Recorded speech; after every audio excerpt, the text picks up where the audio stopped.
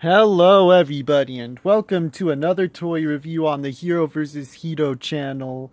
And this is ChanceIchio here, and today we're going to be reviewing Wave 3 of the Soto build line. And here they are. In my first review, I mentioned that I would only be looking at two of the toys that came in the first wave, because the other two didn't have their best matches. Well, this is the wave that we get the best match for those. We'll look at those first. This is a pretty exciting wave, so I'll just put everyone off to the side over here. And here are the ones in question. And here we have Fire Hedgehog and Lion Cleaner.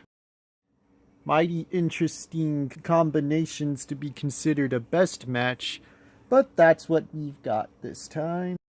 In the first wave, you got the hedgehog half, which is the white part, and you would get the cleaner half, which is the sea green color here for this half. But now we've got their other halves. We'll get into that right now. So bring the camera in closer. And here is Fire Hedgehog. He is matched with a fire engine. All this red stuff was the stuff that came in this wave. And we'll detach him from his stand here and look at that. Same typical stand for putting excess parts on. And here this is. You have the hedgehog symbol on one side and the fire engine symbol on the other. Now that put some nail polish over here to keep the sticker on. Here we have this. The white side, as I mentioned, is the hedgehog side, and it's very spiky. His hand here is a spiky fist for punching things. And here's the build driver. See the sticker on there. Look at the head sculpt. See the hedgehog's face sticker for the hedgehog half of the visor and the fire engine sticker for the fire engine half of the visor. Keep the stickers on with nail polish is how I do it. Got the idea from a YouTuber called Japanime. Go check his Soto videos out if you want to look at these more. Have some more stickers on the sides here. This part is painted, but this here is sticker on both sides. The back's completely black. Some red, and here's his fire hose. It moves like this. Comes off on a peg there. There's a little groove in there. Don't know if it serves a purpose, but yeah, you just put that in. I shoot some water from the hose there. It's pretty much the same as other waves, except it's red and white. And the same generic feat you get with most of these best matches, except with their respective colors. For articulation, the shoulder piece here moves up and down, and this one moves up ever so slightly. So articulation on this arm goes almost all the way up. It can rotate all the way like that, but okay, there it goes. He has an upper arm swivel, an elbow joint, nothing at the wrist, which is typical with this line. Articulation's exactly the same on this side, though his upper movements he has more than on this side. That's mainly because of how the two halves here are shaped. His head on the ball joint Get some movement there. Can go all the way, though. Try not to force it past this collar part. Has a waist joint completely detachable there, so that the driver is also detachable, so it moves all the way like that. Attach it for demonstration purposes. The same for the bottle holder here. It can just go all the way around and detach. This thing, get it in there. There we go. Okay, and the legs, move this part. The legs can go all the way like that. Can do the complete split. Can move all the way like that. Got a knee joint. An upper thigh swivel on both sides. And a ball jointed ankle on the foot there. And on this side it's removable for the swapping gimmick, but not on this side. There we have it. This is Fire Hedgehog. Okay, I'll just put him off to the side and bring in Lion Cleaner. We'll detach him from his stand and look at the stand. Didn't put any nail polish on the stand here because I just recently acquired an extra stand for this, and I just barely put the sticker on here before the review. So you can see the lion symbol and the vacuum cleaner symbol there. Oh, I'll probably put some nail polish on that on my own time. Here is Kamen Rider build in his lion cleaner form. We'll take a look at the head sculpt. Get focused. Focus, please. Maybe it's too close. Yeah, it was just too close. I don't know how well it's coming off on camera, but you can see the lion face, and that's his mane for the lion side of the visor. There's a vacuum cleaner, or the vacuum cleaner side of the visor. The lion is picked out in some nice gold paint. Here's this. I know in Japanime's video on this guy says this shoulder pad is very delicate, so be careful with it if you ever get your hands on this. That. And he has a huge lion head for his arm guard here. And on this side, this sticker detail is for this part of the vacuum piece, and I did some magic marker in there to fill it in because the sticker didn't wrap around all the way. And the vacuum goes down on this tube that moves like this. The entire arm is just one big vacuum cleaner. So we can focus, so he can clean his house whenever he wants to. And focus again. This entire part here is a sticker. Same deal with the build driver and the holder, bottle holder there. And he has this nice light green color for his cleaner side. But put that down. There we go. Everything else is the same feet as on most of these. They have the sticker details in their respective color. Articulation is the same, though it's usually the arms that differ. So with this, it goes like this. So if you want to make it go up more, then you bend the arm like this. So this isn't pushing against it, it'll go all the way up. Go down. And then swivels like that because it's not attached. It can't actually go. This is just fine. And this spins, it's actually detachable for, depending on how you store it, that's useful. Probably helps with keeping it from break, that is detachable. Yeah, it's full range there, but don't push it too far up. This is as far as I dare to push it because I'm afraid it'll snap off and it'll never go back on perfectly. Otherwise everything else is the same.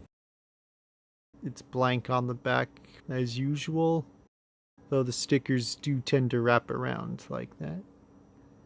Oh, there we have it. There's Lion Cleaner combo. Now the last Kamen Rider build combo in this wave, but not the last figure in this wave. Here is Kamen Rider build Key Dragon best match. Okay, we'll take a look at his stand first. There we go. There's the dragon symbol on one side and the lock symbol on one side, because he uses the dragon and lock full bottles to achieve this form. And he becomes the Key Dragon form. Here he is. I really like this one. This is one of the best looking forms I've seen. This form hasn't been utilized as much after its first two appearances, but there's a good reason for that. Looks good. I like the way it looks, and on this side you can see the dragon face for the dragon side of the visor, and this is just a huge padlock for his lock side of the visor. You have some sticker details for this key on both sides. I think this part's his sticker too, and on the back as well. I think this chest piece is also a sticker. Here's this chain that goes down to his wrist weapon, which is a ginormous key. Move that. This has some minor articulation. It has a hinge there. 2 hinges. I didn't know it could do that, but probably won't help as much as I'd like, though. This is his weapon. All the details on this is one big sticker.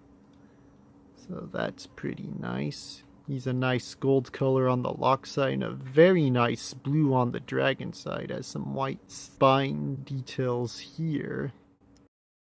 Everything else is the same except for the colors. Same feet. That wrap around in the back. Blank back. This is one of my favorite forms. It's a shame it didn't get used as much as it should have, but I'm okay with what we got, and I'm glad we have a toy to play with. Articulation is the same. This one goes all the way up. The key half goes like this. You have to move the key out of the way and bend the arm if you want to make use of the upper arm swivel. If you want to bend, you can bend. Oh, this also comes off. I did not know that. That's good to know. That'll help with articulation. So there you go. Oh, there's some details here showing where the 2 halves of the chain go. So, remove this back in place. Okay then. Articulation, this can move like the chain does try to accommodate, but doesn't do all that well, but seeing as how this can move, I think that adds to the articulation. Has a bend. This doesn't really bend to meet it when it bends. That's okay. I still appreciate it for what it is. So that's Key Dragon form. And now we move on to other figures. And now we have Kamen Rider Cross Z. That is what I choose to call him because that's how it's spelled. And we'll detach him from his stand and look at the stand. Kamen Rider Cross Z with the singular dragon symbol because he only uses 1 bottle to achieve his form. Here he is. We'll remove his weapon. We'll look at his weapon first. Here it is. The Beat Crosser, I think it's called, has this meter that goes up and down and from the green into the red. That's what this sticker is. Has some stickers on the side, blue and gray. This is very nicely detailed too. This is where you would have put a bottle in for an attack.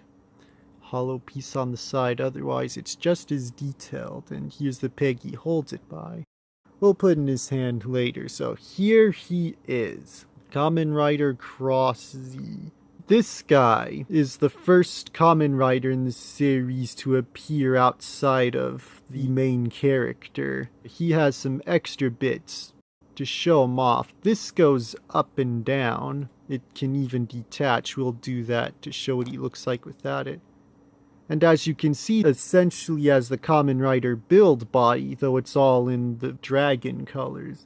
In fact, when you buy this toy, the half for the dragon is the same half for the key dragon. So when I got this, I had to buy an extra dragon half in order to complete this guy. And they gave you an extra faceplate so you could put it on him instead of this. So he has the regular dragon half and an extra dragon half for the other side. The extra half has some sticker and color details. The regular one doesn't. It's this fiery sticker on that side. Some good flame colors are along the wrist. Everything is the same on both. Oh, never mind. As a fiery sticker along the upper leg there. Otherwise, everything else on the legs is the same. Same bottle holder, blank back.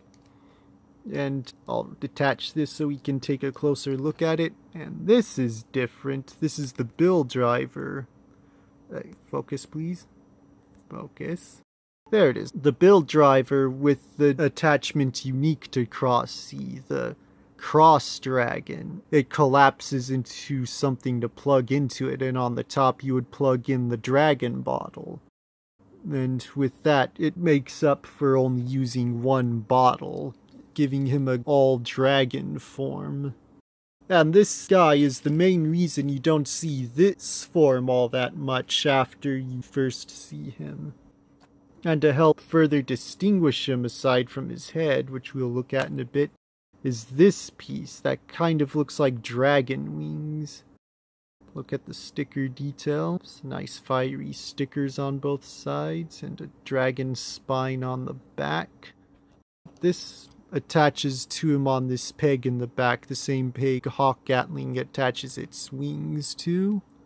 I just put it in like this and then you just close it up and you've got his complete look. That's him, Cross Z Dragon.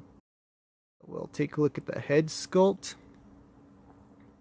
The visors are the same as this, though they added this extra piece that barely covers up the eye parts on the dragon face, making these the two eyes for both halves, making it just one giant dragon mouth, and this the face for that mouth, and a unique mouth plate for this. So I like the way he came out. Has some nice white stickers for the shoulder pads, the same as on this guy. Everything else is the same as the dragon half on the other guy. This is just a combination using the same bottle. I like this, and we'll get him with his weapon here. There. The Beat Crosser. He looks really good with this. I still haven't figured out what the best poses are for him using this, but I think it's good. And now, last but not least, we have our second bad guy, Bloodstock. Or Bloodstock, as he's spelled. I'll just call him Bloodstock for the remainder of this review. So take a look at this. So it just says Bloodstock with his cobra symbol, because he uses the cobra bottle to attain his transformation. So there. Here he is. We'll detach his weapons and look at those in a second. And here he is. So we'll take a look at his head sculpt first. Some very nice colors to it.